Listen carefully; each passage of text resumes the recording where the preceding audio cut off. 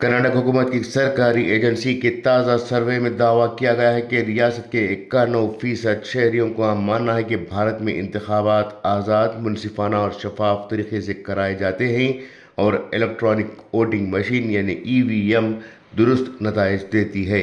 ये report Karnataka monitoring and evaluation authority KMEA ने शाये की है, जो ऐसे वक्त में सामने आई है जब कांग्रेस के सीनियर रहनुमा और लोकसभा में कायद हज़ब इख्तिलाफ राहुल गांधी ने बीजेपी पर मुख्तलिफ रियासतों में मुसलसल वोट चोरी के इल्ज़ामात लगा रहे हैं, जिनमें कर्नाटक के गुलबर्गा का भी जिक्र शामिल है। बीजेपी ने इस सर्वे को बुनियाद बनाकर कांग्रेस और राहुल गांधी पर सख्त हमला किया है।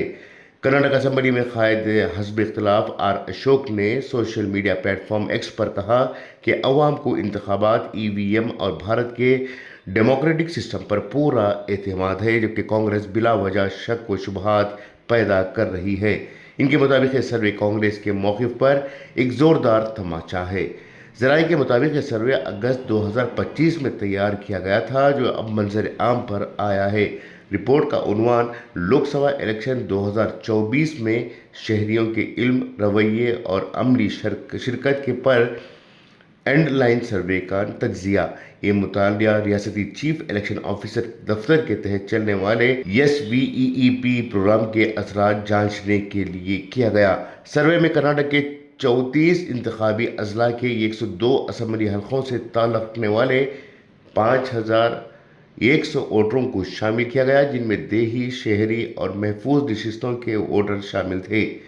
रिपोर्ट के मुताबिक मजमूई तौर पर 69.39% अफराद ने इत्तेफाक और 14.22% ने मुकम्मल इत्तेफाक किया कि EVM दुरुस्त नताइज देती है, जबकि 6.76% ने गैर जानिबदार राय दी है। इंतखाबात के आज़ाद और मुनसिफाना होने पर सबसे ज़्यादा एतमाद गुलबर्गा डिवीज़न में देखा गया, जहाँ 84.37% ने इत्तेफाक और 10.19% ने मुकम्मल इत्तेफाक का इजहार किया।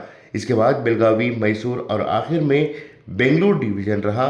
बेंगलुरु में गैर जानिबदार राय देने वालों का तनासुब 12.50% रहा, जो कि दीगर इलाकों के मुकाबले में ज़्यादा है, जबकि इख्तिलाफी राय भी इस डिवीज़न में निस्बतन ज़्यादा पाई गई।